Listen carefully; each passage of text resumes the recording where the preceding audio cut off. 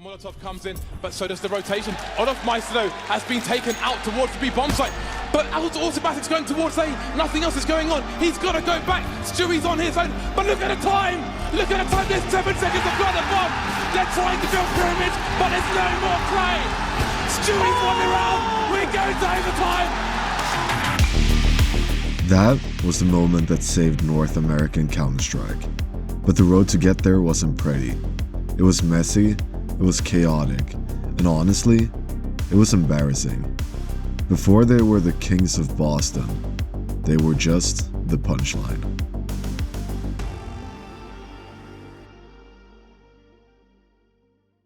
For a long time, being a North American Counter-Strike fan was exhausting. If you watched the European streams, NA wasn't a region to be feared. It was a region to be farmed. They had the money, they had the big organizations, and they had the loudest fans, but when it came to actually playing the game, the entire continent was a punchline. The narrative was brutal. The Europeans treated a Counter-Strike like a science. The Americans treated it like a content farm. It was a region of pug stars. Guys with insane aim who ran around like headless chickens. And the face of that chaos was Cloud9. By late 2017, the organization made a hard pivot. They benched the fan favorites Shroud and Nothing, and brought in Taric and Rush. The goal was to stop streaming and start winning, but old habits die hard. You still had Taric, the content king, playing shirtless on stream.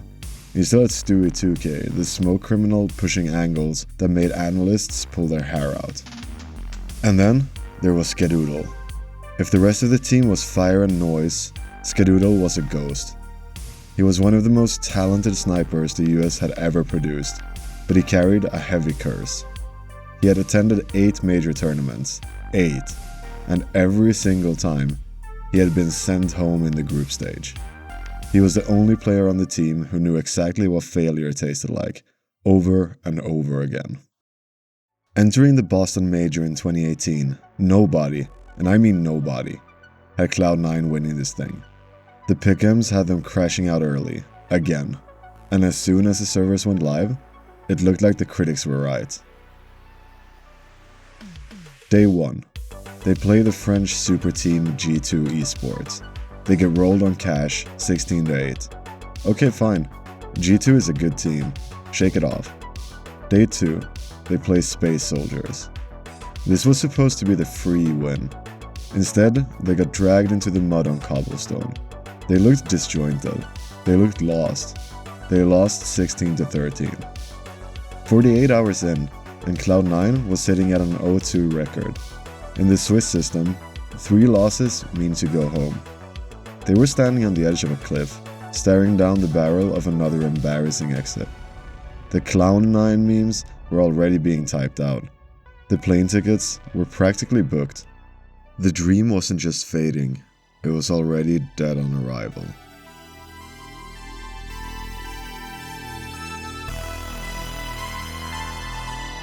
That night in the hotel room, the team had a choice. They could fold and accept the narrative and go home, or they could stop caring. They had a brutal, honest conversation. The strategy was simple. Stop playing scared.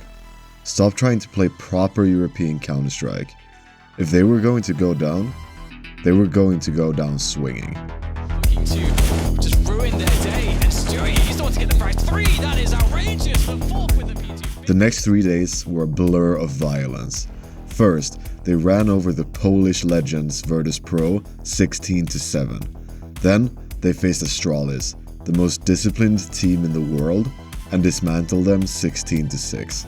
Finally, they crushed Vega Squadron 16-4. They didn't just survive the 0-2 hole, they speed ran out of it. Skedoodle, the ghost, had finally woken up. The Cloud9 spam in the chat slowed down. The arena started to fill up, but the reward for their miracle run wasn't a break. It was a death sentence. Quarterfinals. G2 Esports. The French super team that had embarrassed them on day 1. The analysts predicted a slaughter. And they got one. but it went the other way. Cloud9 swept them 2-0. It wasn't revenge, it was an execution.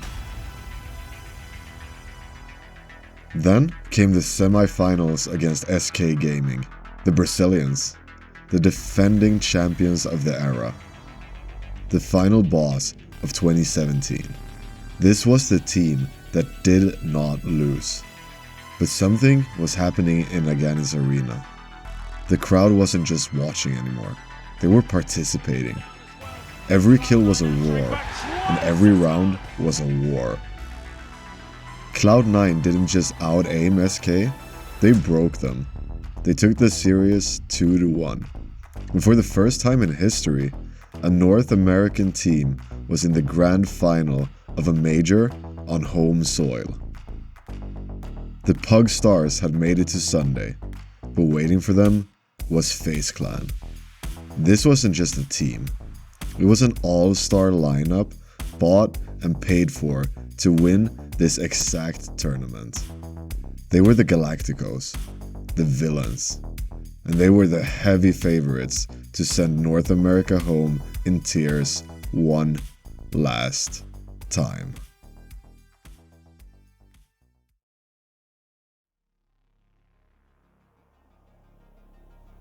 It went the distance, of course it did.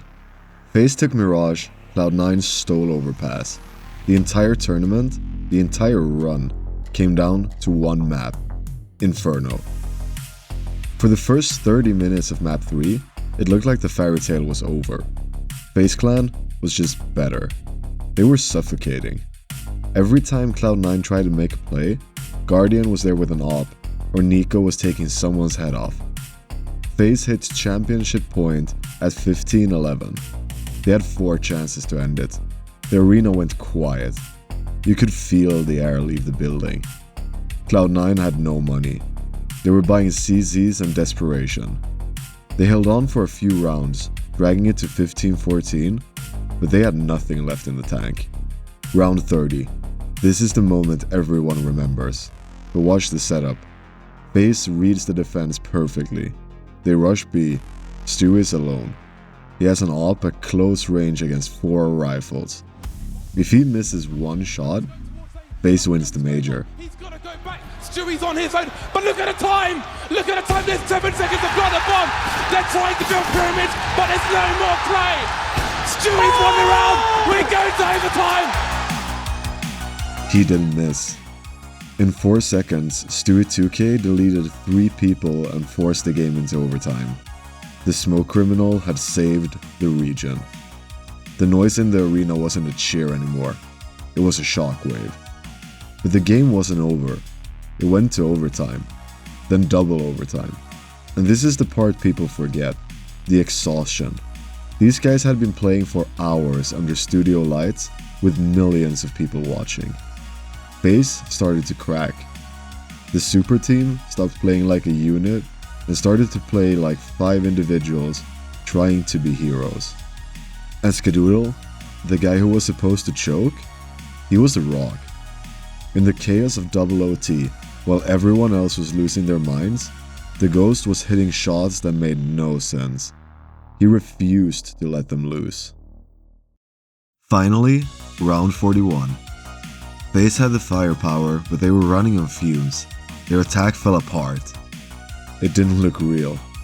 The streamers, the reject, the content creators, they had actually done it. Words to say, as you know. I'm not crying, you're crying, stop. After 8 majors of failure, after the 0-2 start, after being told they were a joke for years, Skadoodle stood on stage, looked at the crowd, and finally let go. They didn't just win a trophy in Boston, they completed the greatest run in perhaps the entire history of the game. For one frozen moment in January, North America wasn't a punchline. It was the champion of the world. Thank you so much for watching this video. There are still a lot of legends to be told about Counter-Strike history, so if you want to see more videos just like this one, make sure to subscribe so you don't miss the next one. Peace.